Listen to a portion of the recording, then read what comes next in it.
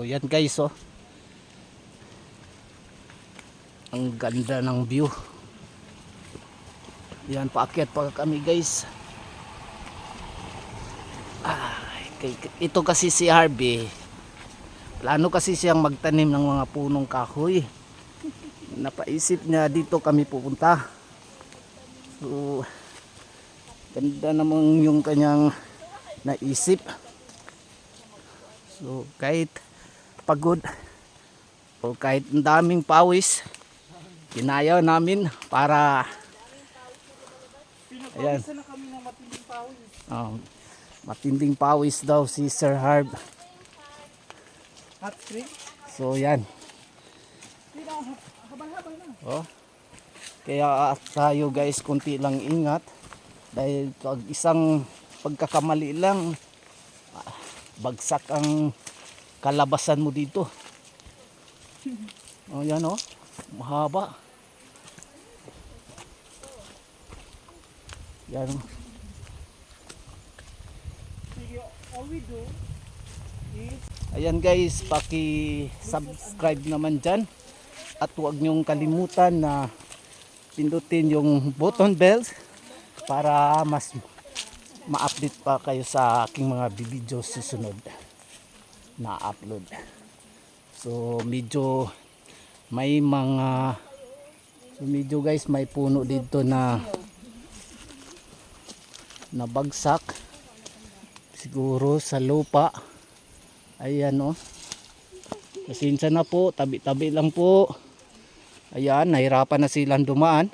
Kaya napadapa na lang silang dumaan. Gumagapang na lang sila sa ilalim ng lusot under the punong kahoy. Kaya tamang-tama yung naisip ni Sir Harvey na magtanim pala tayo ng kahoy. sige na may ito. Para nang sa ganon makatulong din tayo sa environment. So ayan, oh, nagkamang-kamang na yung isa. Sige, gapang-gapang. Gapang-gapang. Oh ayan, may isa pa dito nahuli. Oh, Tamang tayo. sige. Sige. Ayan. Yan, oh. Oh. Ayos lang ba? Yes. Okay, ayos na ayos. Ayan, oh. Go na. Bumigay yung lupa guys, kaya yung punong kahoy tumba. O gani, wala bayad no? Ha? Dili ba? Ulo. So yan guys, oh.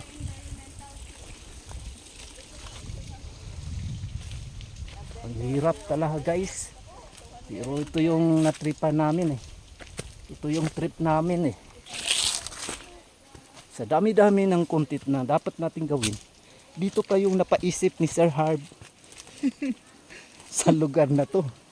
Kaya Oh, dito ba? wala tayong magagawa dahil trip niya to eh. Trip mo ba yun to? Sir Trip Harb? na trip. Wow, trip na trip, oh. Kumusta ang ating pagkakamangay? Okay, okay lang. Gapang-gapang lang tayo mga lods. Pagkakamangay gapang di ito. May kasama tayo na sumali dito sa grupo na to. Mamaya tanungin natin to, ha. Maubusan tong Tagalog na to. Dahil kasi tiningnan ko, ang daming pawis niya mga lods. Ay, Oh, pero kung titingnan mo yung mukha niya, ang saya-saya. Mga lods. Ang saya-saya niyan tingnan. Oh, yan, oh.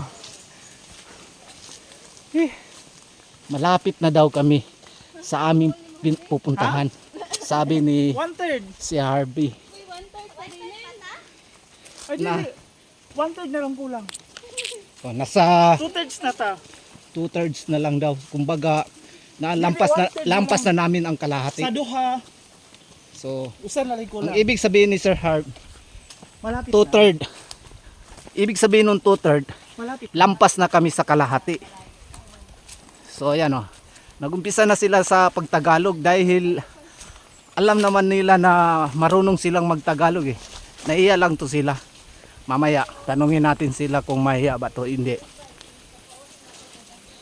Gaano kadami ang ating itatanim mamaya, Sir Harv?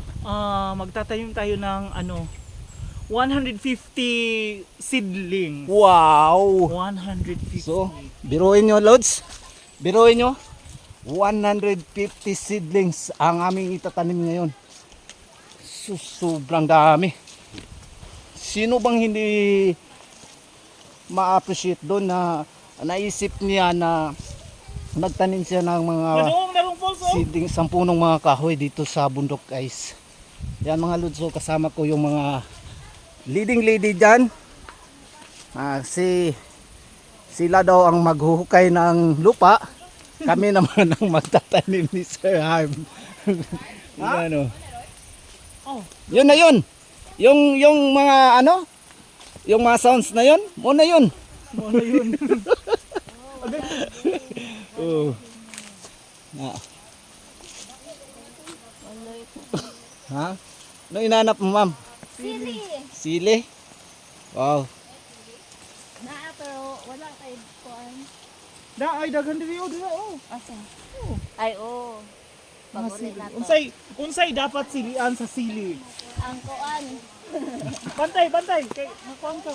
Talinis na. Kani ba Mar, talinis oh. So guys, oh. Ang ganda ng lugar, guys. Kahit pagod, kahit sobrang stress or kahit sobrang pagod, guys, at daming pawis na nabawasan sa aming katawan, tuloy-tuloy pa rin ang aming paglalakbay dahil ang trip namin ngayon is magtatanim kami ng mga punong kahoy. So, biruin nyo guys ha, magtanim kami ng mga punong kahoy, mahigit 150 seedlings. Dami nun. Oh. So ayan guys, Dapat naligo. dito na tayo. Mag-umpisa na po tayo dito sa pagtatanim guys. Ayan, maraming salamat sa inyong panunood.